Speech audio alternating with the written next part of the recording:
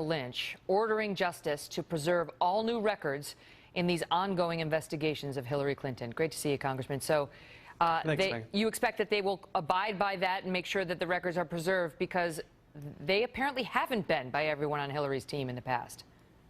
Yeah, well, Bob Goodlatte and I, Bob Goodlatte's the chairman of the Judiciary Committee. I'm the chairman of the Oversight Committee. We put the Department of Justice on notice that they are to preserve all these documents that they may find in these other investigations. Now, a lot of this we've read about just in the media, but we put this in place as another step to make sure that no other records are destroyed, displaced, or done anything other than preserve them, because Congress, essentially the American people, are going to want to look at them at some point. Because the FBI has its investigation, but you also have an investigation going into whether she misused her power as Secretary of State and perhaps jeopardized confidential documents or state secrets of some sort. You said something today that got some attention, saying that this is going to take, you've got 2 years worth of material all lined up if she becomes president. Does that mean, I mean, if she is elected, you're saying we're in for at least 2 years of investigations into her? Well, look, no matter if she's elected or defeated, the Congress has a job to do, and that is to clean up the mess that Hillary Clinton made at the State Department. This is potentially one of the largest breaches of security in the history of the State Department. You had classified material that was migrating to a non-classified system. You have allegations of a quid pro quo discussion between the Undersecretary of Management, Patrick Kennedy, and FBI agents. I mean, what about him? I got Do you guys a long investigate list. him? Because it's all focused on Hillary right now, but Patrick Kennedy, how is he going to be held to account?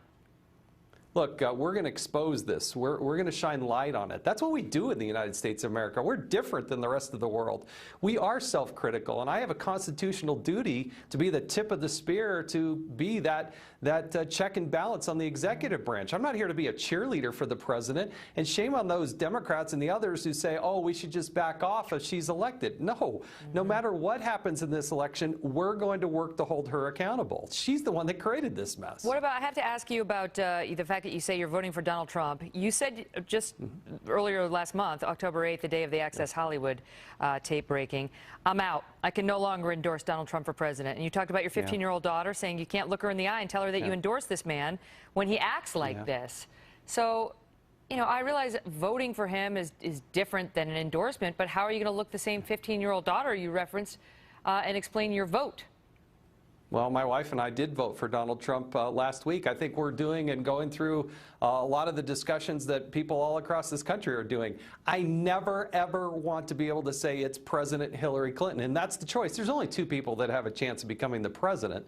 And if you don't vote for Donald Trump, you're essentially creating a window and an opportunity for Hillary Clinton to become the president. So it's tough. We are never going to support or endorse or condone any sort of action or verbs or words or anything about sexual harassment or belittling women.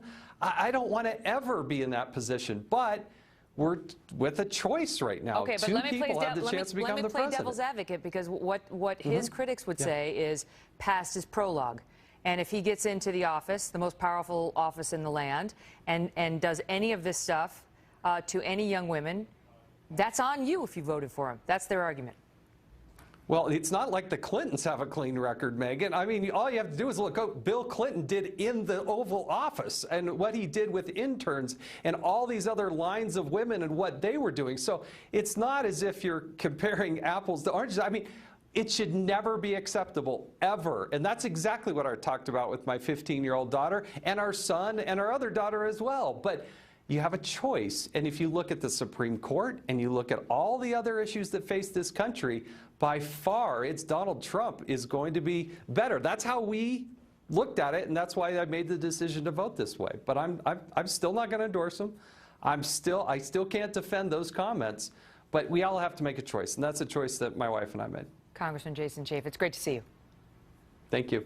Joining us now to respond, Richard Socarides. He's a former White House senior advisor to President Bill Clinton. Great to see you, Richard. So good to see you, Megan. It's been amazing. You know,